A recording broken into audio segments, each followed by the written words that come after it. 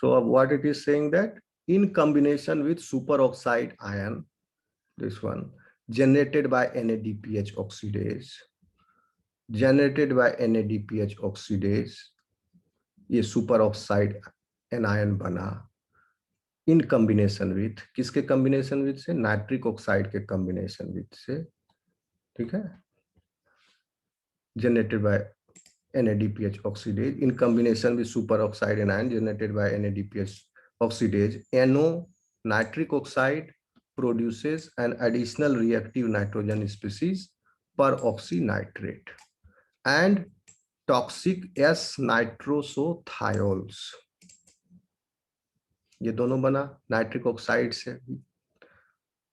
Collectively, ROS and RNS are highly toxic to phagocytosed microbes. And due to the alteration of microbial molecules through oxidation, hydroxylation, chlorination, nitration, and S-nitrosylation, ये reactive oxygen species and reactive nitrogen species क्या करते हैं, ये करते हैं oxidation microbe के molecules का. फिर ऑक्सीडेशन कौन करेगा, super oxide anion. Hydroxyl radical क्या करेगा, हाइड्रोक्सिलेशन किसी भी मॉलिक्यूल का, माइक्रोब का.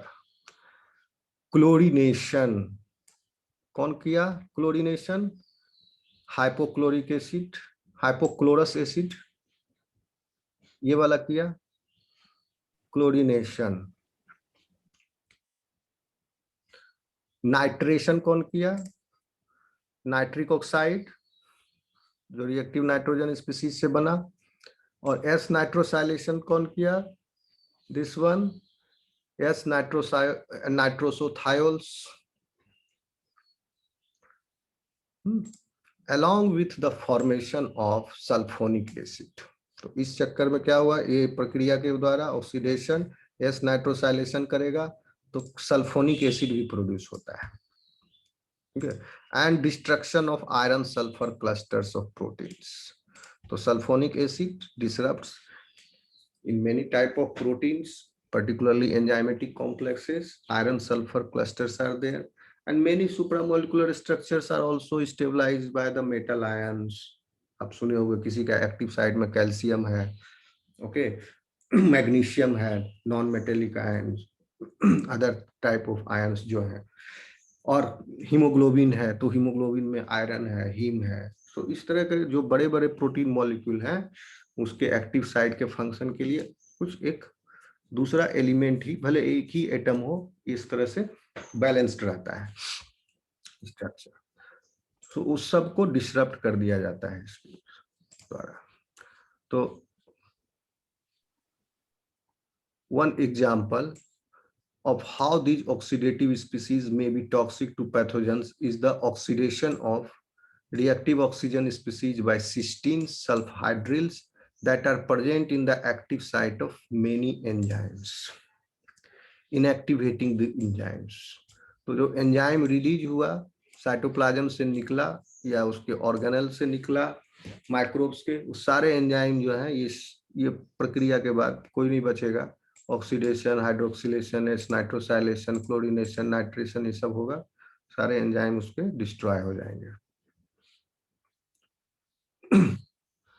ओके, तो क्यों डिस्ट्रॉय होंगे, there is a common thing, toxic to pathogens oxidant by reactive oxygen species, cysteine sulfhydryls group जो है that are present in the active site of many enzymes, inactivating the enzyme. तो इसको destroy कर दिया, इस तो ये इनएक्टिवेट हो गया एंजाइम सब.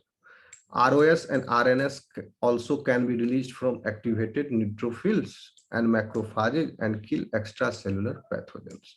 So this also has seen phagosome से पैक करके इन वेसिकल्स ये बाहर भी भेजे जाते हैं to kill extracellular pathogens, large pathogen है.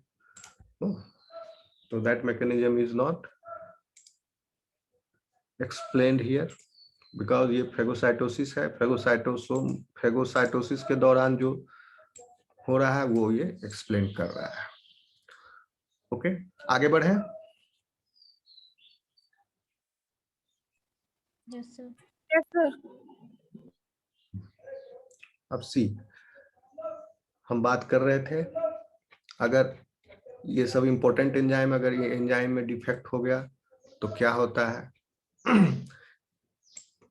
Evidences from genetic defects in human and mice highlights कि इन सब का क्रिटिकल रोल है किसका, the enzymes responsible for the generation of reactive oxygen species and reactive nitrogen species, particularly ये first step वाला जो enzyme है।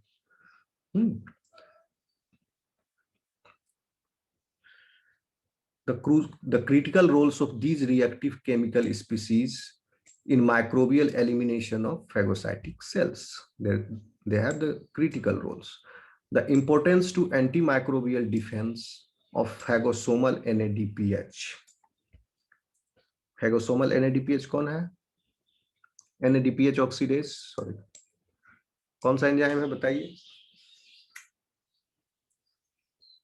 फर्स्ट वाला, रिएक्टिव ऑक्सीजन स्पीसीज का फर्स्ट वाला एंजाइम है। Yes sir. तो इसमें क्या हो रहा था, सुपर ऑक्साइड एनायन का प्रोडक्शन हो रहा है, this enzyme super oxide anion का प्रोडक्शन हो रहा है NADPH फैगोसोम ऑक्सीडेज से, ये एंजाइम। और ये अगर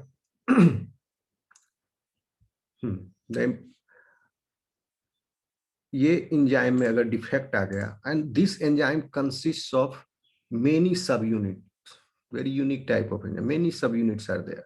तो म्यूटेशन किसी में भी हो गया, इस किसी सब यूनिट में भी, तो क्या हुआ, इसका फंक्शन डिस्टर्ब हो गया NADPH ऑक्सीडेज का, और फंक्शन डिस्टर्ब हो गया NADPH ऑक्सीडेज का, तो ये बीमारी उत्पन्न होती है। नाम है CGD, फुल नाम है क्रोनिक ग्रैनुलोमेटस डिजीज। ठीक है, क्रोनो, इस डिजीज में, 1 सेकेंड,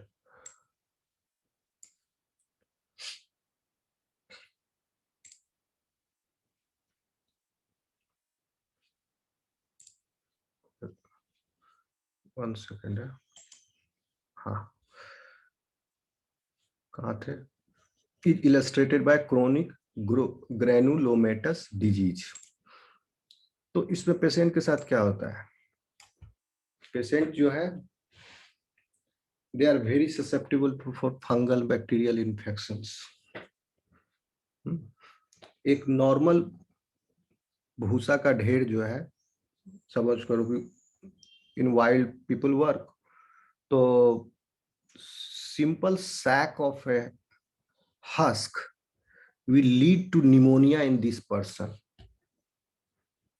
थोड़ा सा भी भूसा का संपर्क हो गया हस्क का तो निमोनिया हो जाएगा इसको। उसमें फंगस होते हैं बहुत सारे, वो फंगस जो है इसको इन्फेक्ट करके, और वो फंगस चूंकि ROS बन नहीं रहा है तो वो क्या होगा, लाइज नहीं हो रहा है। ROS अगर नहीं बन रहा है तो ये पाथवे भी अफेक्ट होगा रिएक्टिव नाइट्रोजन स्पीसीज का, जिसमें परऑक्सीनाइट्रेट बन रहा था, परऑक्सीनाइट्रेट भी नहीं बनेगा। जब सुपर ऑक्साइड एनायन नहीं बना तो परऑक्सीनाइट्रेट कैसे बनेगा। ओके, तो क्या होता है, फंगल इन्फेक्शन हो जाता है और उसको लाइफ लॉन्ग प्रॉब्लम रहता है। सिर्फ यही नहीं, और भी किसी के भी एक्सपोजर में आ गया, थोड़ा सा एक्सपोजर भी हुआ उसको, पॉलन का, धूल का, डस्ट का, इन्फेक्ट हो जाएगा वो पैथोजन उसको, क्योंकि इसका फेगोसाइटिक एक्शन जो है डिस्टर्ब हो गया। फेगोसाइटिक हो रहा है लेकिन किलिंग मैकेनिज्म जो फेगोसोम में है, वो किलिंग मैकेनिज्म में अब ये दो कंपोनेंट एब्सेंट हो गए। आई बात समझ में? Yes sir. Patients afflicted with this disease have dramatically increased susceptibility to some fungal and bacterial infections caused by defects in subunits of NADPH oxidase that destroy its ability to generate oxidizing species.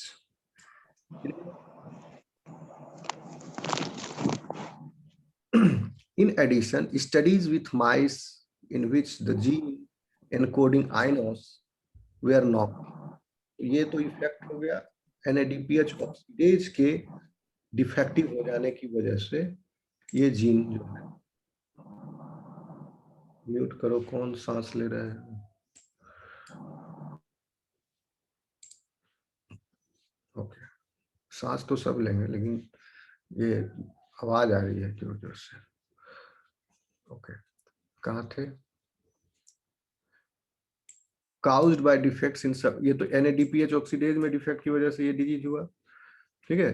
तो चूहा में आइनोस gene को knockout करके देखा गया है, human में नहीं मिला है कोई इक्विवेलेंट नॉकआउट जीन आइनोस का, might be, I am not sure. तो इसने माइस में आइनोस के जीन को नॉकआउट करा के देखा इन्वेस्टिगेटर्स ने। नॉकआउट कैसे करते हैं? जीन को म्यूटेट कर दिए, और ऐसा म्यूट किए हैं, जीन को म्यूटेट किए हैं, जिनको या तो उसको आप कट करके निकाल लो जीन को, लेकिन ये कोई जीनोम में कट करके निकालोगे फिर लाइगेशन करो, पूरा रिकॉम्बिनेंट डीएनए टेक्नोलॉजी अप्लाई करना पड़े।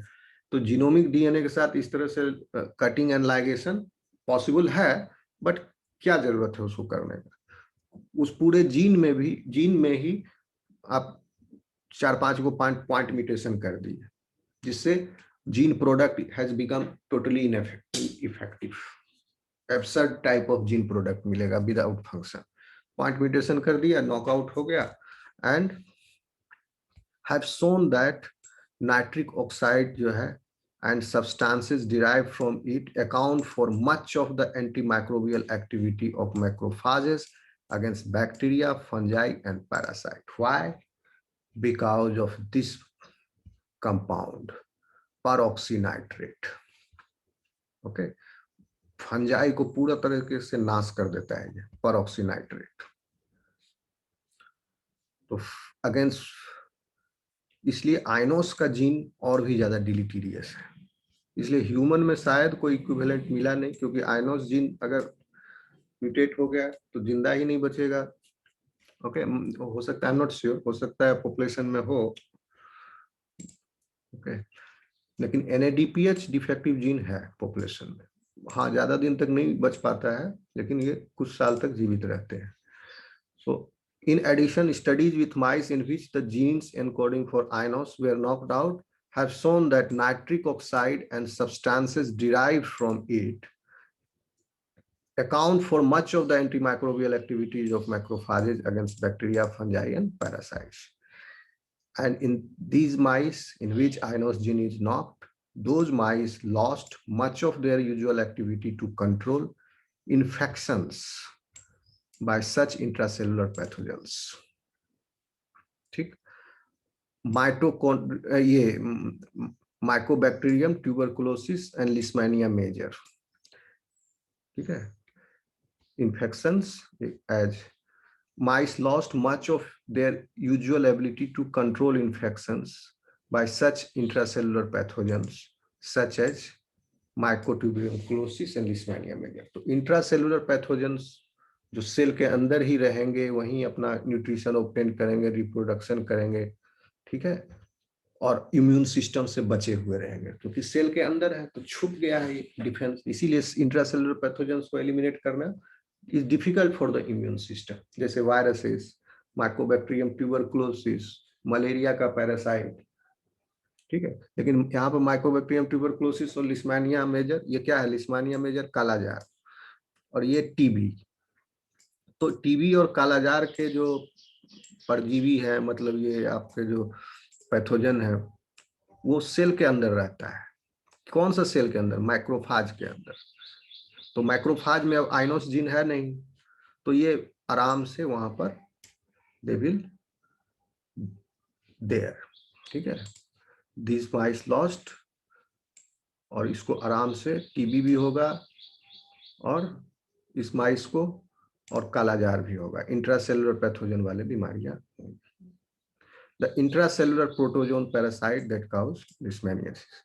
यहाँ तक क्लियर है? आपको हुआ है? कुछ पूछना है?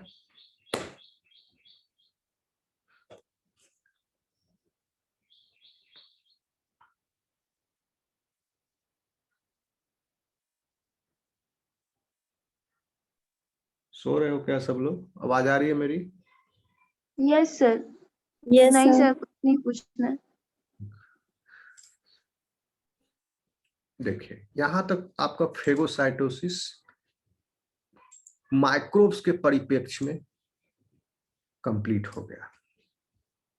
ओके, लेकिन फेगोसाइटोसिस जो है उस होस्ट के लिए भी जरूरी है, होस्ट सेल्स के लिए भी, और इससे बहुत ज्यादा फायदा मिलता है। क्यों? और ये मैकेनिज्म अभी तक फुल्ली अंडरस्टूड नहीं।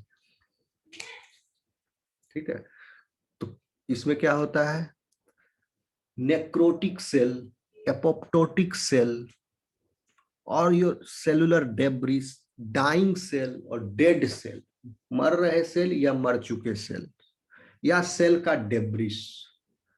कौन से सेल का? बॉडी का अपना सेल। ठीक है, जैसे आरबीसी का डिस्ट्रक्शन। ओके, बताए हैं आरबीसी कहां डिस्ट्रक्ट होता है? After 120 days of its life, where RBC is disrupted, destroyed. Spleen में sir. स्प्लीन में भी होता है, लीवर में भी होता है। स्प्लीन तो बाद में नहीं होता है ना, लीवर मेन है। लीवर में कूफर सेल्स में होता है। ठीक है, और कूफर सेल्स क्या है? एक तरह का स्पेशलाइज्ड मैक्रोफाज है। और कूफर सेल कैसे आरबीसी को पहचानता है कि ये बूढ़ा हो गया, कि जवान है, कि बच्चा है अभी पैदा हुआ है? वो कैसे पहचान लेता है 120 दिन इसका हो गया, अब ये इसको डिस्ट्रॉय कर देना चाहिए आरबीसी को? कूफर सेल्स मैक्रोफाज है। तो इसी तरह से आरबीसी का फेगोसाइटोसिस होता है। तो किस आरबीसी का फेगोसाइटोसिस होगा? एज्ड आरबीसी का फेगोसाइटोसिस होगा। एज आरबीसी का फेगोसाइटोसिस कैसे होगा? आरबीसी का जो प्लाज्मा मेम्ब्रेन होता है, in recent years this has been gained in the knowledge that RBC का प्लाज्मा मेम्ब्रेन में towards inner side there is special class of molecule which is present. As RBC ages, this molecule flips to the outer side. यहां से नहीं, इधर से ना। RBC का as हो गया, बहुत सारे इनर प्लाज्मा मेम्ब्रेन में देयर इज ए मॉलिक्यूल जो कि inner side of the cell is, those molecules are suspended. बहुत सारे molecule all along its plasma membrane, and this molecule is flipped to outside as the RBC grows.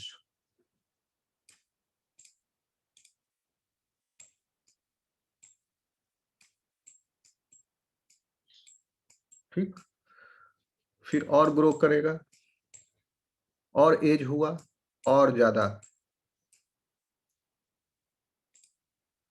इसमें दो that special नाम बताऊंगा अभी सिर्फ इतना जान लो, दैट प्रोटीन नहीं है, there is a type of phospholipid. और ये अंदर में भी है। जैसे जैसे अभी एकदम ये यंग है, अभी पैदा हुआ, बोन मैरो से निकला, just release from the bone marrow, young, day 1, पहला दिन।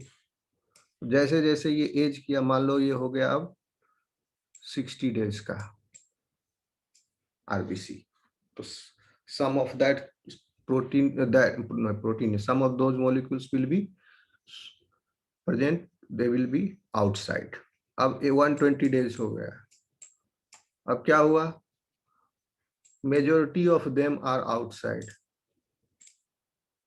and very few are hanging inside. आ रहा समझ में? कोई दिक्कत है? सर एक बार फिर से बताइए।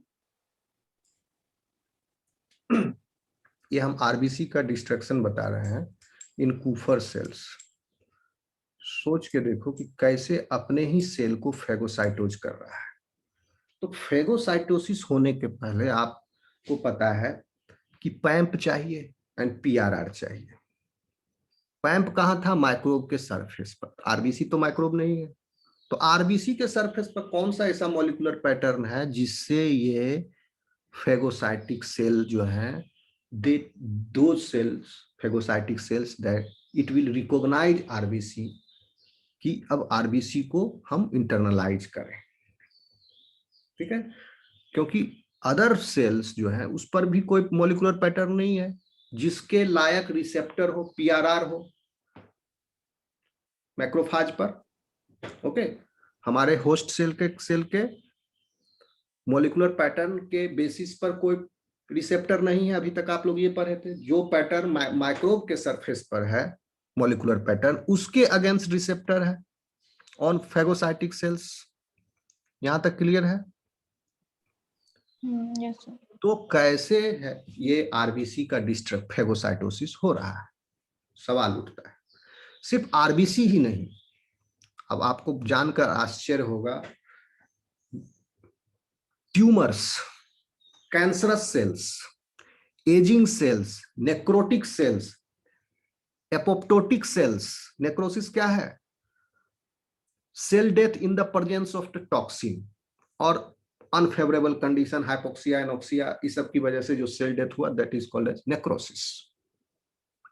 एंड प्रोग्राम सेल डेथ मतलब स्पेशली मारा जा रहा है उस सेल को, प्रोग्राम्ड वे में डेलिबरेटली मार रहा है। सेल खुद ही, बॉडी खुद ही अपने मैकेनिज्म से is killing that cell. Apoptosis बोलते हैं। एपोप्टोसिस भी बहुत जरूरी है, होना चाहिए, होना जरूरी है। तो अगर एपोप्टोसिस नहीं होगा तो डेवलपमेंट ही नहीं होगा। ये पूरा डेवलपमेंट प्रोसेस में फ्रॉम एम्ब्रियो, फीटस और फिर यंग वन तक सब एपोप्टोसिस हो रहा है वहां पर, ठीक है। क्योंकि बहुत सारे स्ट्रक्चर्स बन रहे हैं इनिशियल में, फिर वो डिजॉल्व हो रहे हैं, ओके।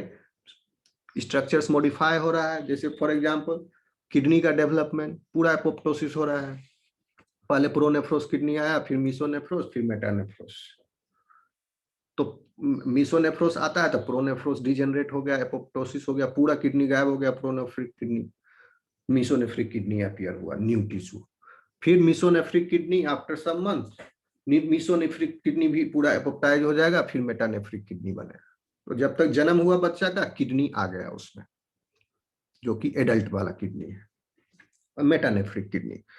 तो यहाँ पर ही नहीं, in the development of central nervous system, the formation of brain, skin, पूरा ऑर्गन बन रहा है, फिंगर का डिजिटाइजेशन हो रहा है, बीच में ग्रूव बन रहे हैं उस सब। तो सब एपोप्टोसिस, पहले सारा सेल बना, क्लम्प ऑफ सेल पूरा रैपिडली डिवाइड करके, फिर डेवलपमेंटल पैटर्न है, प्रोग्राम सेल डेथ किया गया, वहां से सब सेल्स को निकाला गया, काट छाट, जैसे मूर्ति छांटते हैं, पहले बड़ा सा पत्थर को छाट छाट के एक आकार दिया गया। तो कहने का मतलब हुआ, ये तो हुआ डेवलपमेंट में एपोप्टोसिस। और एपोप्टोसिस जो है पूरी तरह से डेवलप हो गया इंडिविजुअल, तो उस समय भी एपोप्टोसिस रुकता थोड़ी है, एपोप्टोसिस लाइफ लॉन्ग चल रहा है।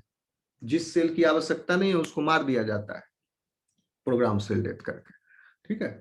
तो जैसे बहुत सारे प्लाज्मा सेल बन गए, सिक्रीटिंग भी एंटीबॉडी सेल्स।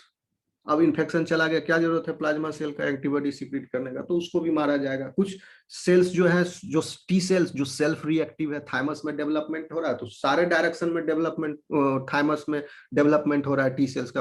वर्ल्ड में जितने भी पॉसिबल कॉम्बिनेशंस हैं ऑर्गेनिक मॉलिक्यूल्स के, जो कि एंटीजेनेसिटी गिव राइज कर सकते हैं, बिलियंस ऑफ पॉसिबल कॉम्बिनेशन, उस सब के अगेंस्ट रिसेप्टर जो है टी सेल पर आ गया, टी सेल रिसेप्टर। तो सारे रिसेप्टर, तो उसमें से रिसेप्टर सेल्फ रिएक्टिव भी होंगे आपके अपने प्रोटीन मॉलिक्यूल के लिए भी, होस्ट के।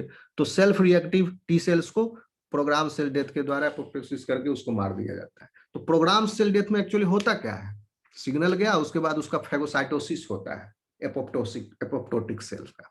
तो यहां पर कैसे फैगोसाइटोसिस हो रहा है, कैसे? यहाँ तो पैम्प है नहीं, ना आरबीसी पर पैम्प है।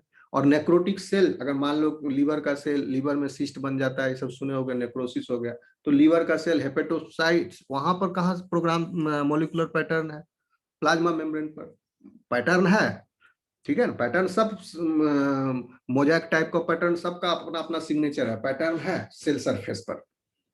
But against those patterns PRRs are not available in microphages. यहां तक आप ये पढ़े थे, पैम्प। अब क्या है, in recent studies it has been found that कि अपने, मेरी आवाज आ रही है?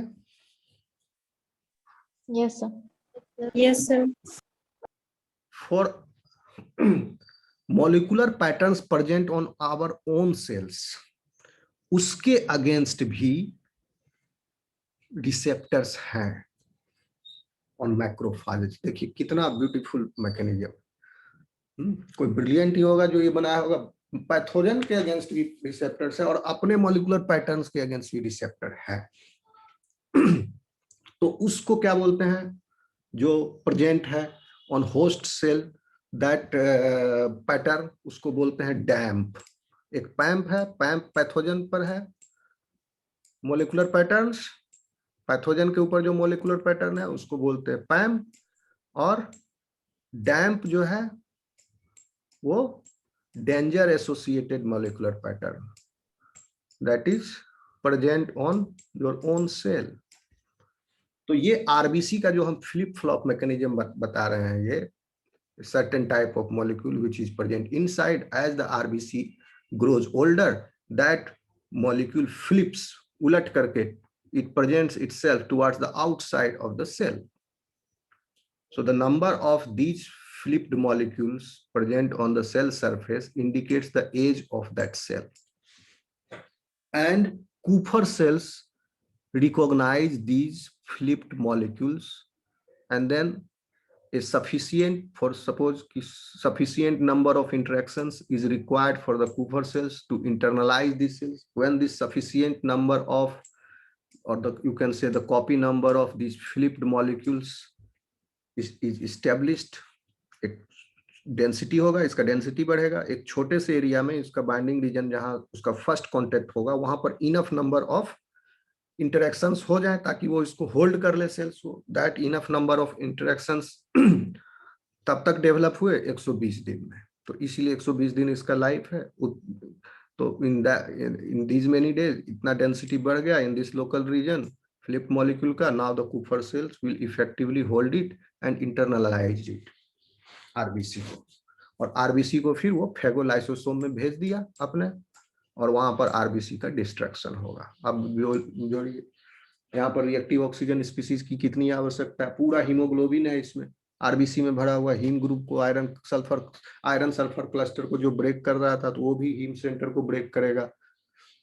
ठीक है, आई बात समझ में? Yes sir. Yes sir. Okay, तो कहने का मतलब है कि ये फिर 40 मिनट हो गया, इतना जल्दी कैसे खत्म हो रहा है? एनीवे हो गया क्या? अच्छा देखो अभी हम ये टॉपिक को कंप्लीट कर देना चाहते हैं, हम कल ही कंप्लीट करना चाहते थे फेगोसाइटोसिस को। अभी क्लास में कंप्लीट, उसके बाद फिर ब्रेक लेंगे, फिर इसके बाद इन्फ्लामेशन स्टार्ट करेंगे। Okay yes sir. ठीक है, तो फेगोसाइटोसिस जो है कंट्रीब्यूट कर रहा है सेल टर्नओवर। सेल टर्नओवर, अगर आरबीसी का डिस्ट्रक्शन नहीं होगा तो क्या होगा? बहुत सारा आरबीसी बढ़ते चला जाएगा ब्लड में, बोन मैरो में कंटिन्यूअस प्रोडक्शन हो रहा है।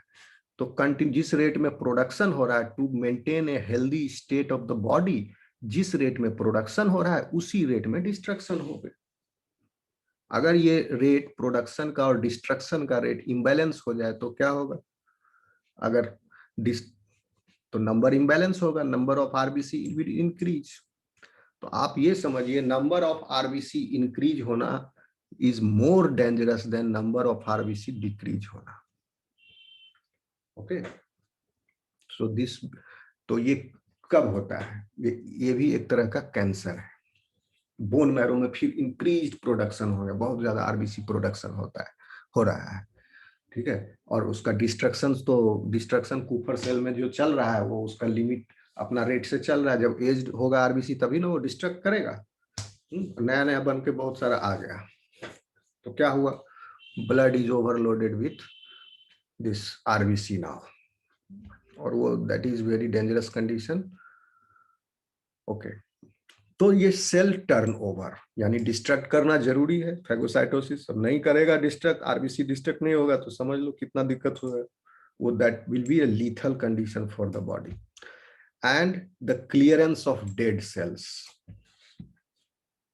तो सेल टर्नओवर जो जिंदा सेल है, ठीक है, उसका भी डेवलपमेंटल प्रोसेस में, किडनी का डेवलपमेंट में, सेंट्रल नर्वस सिस्टम का डेवलपमेंट में, सारे बॉडी का जितना भी अंग है सबके डेवलपमेंट में, ठीक है, क्योंकि वहां एपोप्टोसिस होगा, उसका सेल टर्नओवर होगा, या यहाँ मैक्रोफाज से आरबीसी डिस्ट्रक्ट हुआ, that is also cell turnover.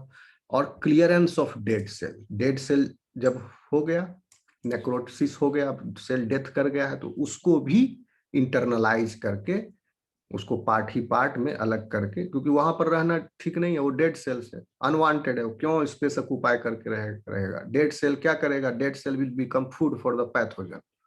So internal pathogen आएगा, उसको एक्स्ट्रा फूड मिल जाएगा यहाँ, तो इसकी वजह से वहां इन्फेक्शंस वहां पर और बढ़ेगा, dead cell will invite infections.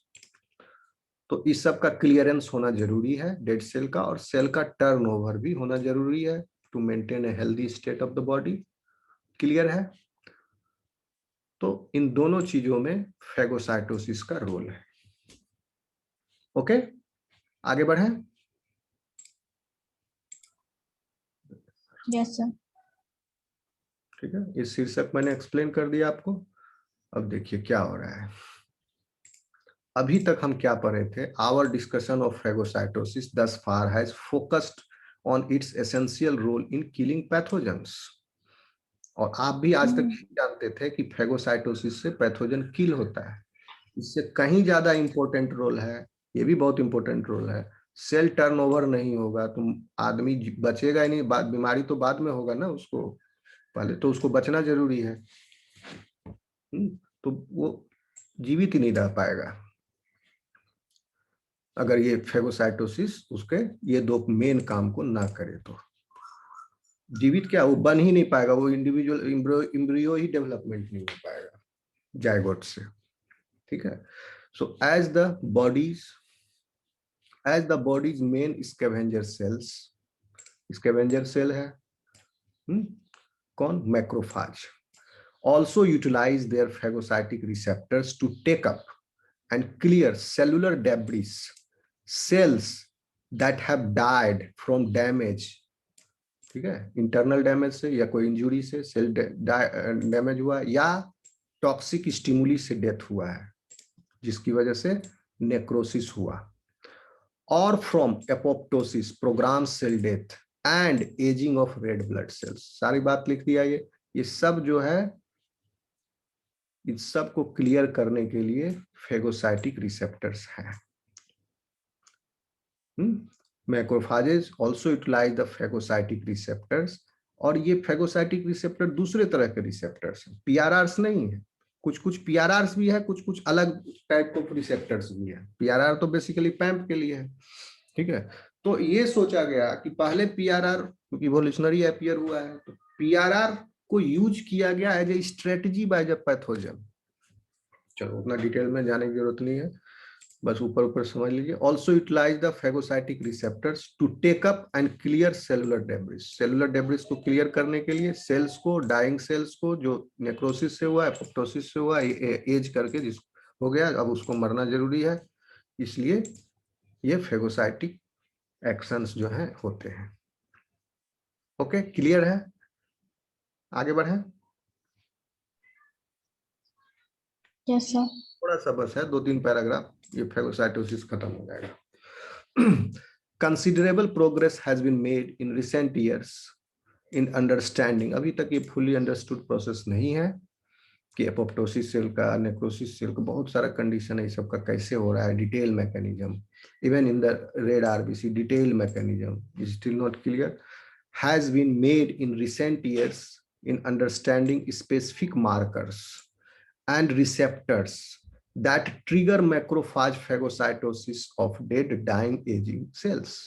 तो सवाल उठता है कि कौन सा ऐसा मार्कर है या कौन से ऐसे रिसेप्टर हैं जो कि ट्रैगर करते हैं मैक्रोफाज फैगोसाइटोसिस किसके, dead dying and ageing cells के। तो कुछ तो इसमें इन्वॉल्व होगा इंटरेक्शन, क्योंकि स्पेसिफिक डेड को ही करता है, लाइव को नहीं कर रहा है, डेड तो कुछ तो है उसमें पहचान की, हाँ ये डेड है, किसके द्वारा पहचान कर रहा है कि ये डेड हो गया मैक्रोफाज तो there are molecules.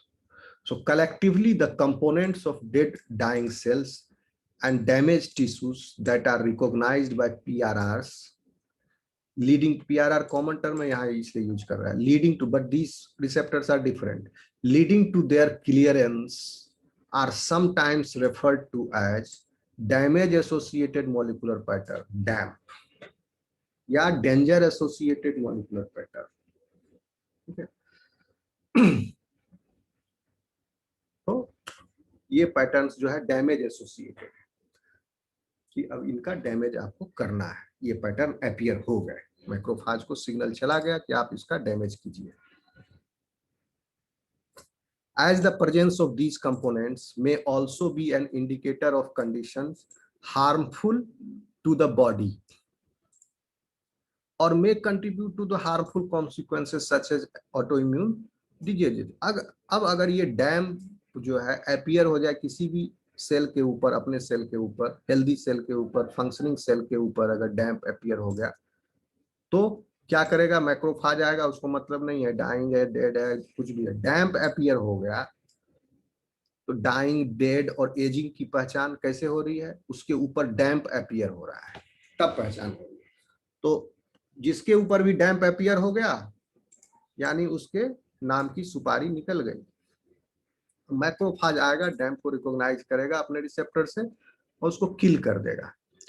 As the presence of these components may also be an indicator of conditions harmful to the body or may contribute to the harmful consequences such as autoimmune diseases. और इसकी वजह से autoimmune disease भी हो जाते हैं, जो cell को, अपने ही सेल को डिस्ट्रैक्ट कर रहा है तो autoimmune disease हो जाएगा. The D in DAMP also can refer to as danger signal. ठीक है, लेकिन नाम इसका यही याद रखना, डेंजर एसोसिएटेड मत बोलना, डैमेज एसोसिएटेड कहना, डैमेज एसोसिएटेड मॉलिक्यूलर पैटर्न. सो फेगोसाइटोसिस क्या हुआ, इस अब आप समझे कितना इंपॉर्टेंट काम कर रहा है इधर भी. Is the major mode of clearance of cells that have undergone apoptosis as part of developmental remodelling of tissues during development of embryo foetus. Normal cell turnover भी, नॉर्मल सेल टर्नओवर जैसे RBC का किया, और killing of pathogen infected, pathogen से भी infected को भी किल कर रहा है फेगोसाइटिक सेल के द्वारा, नहीं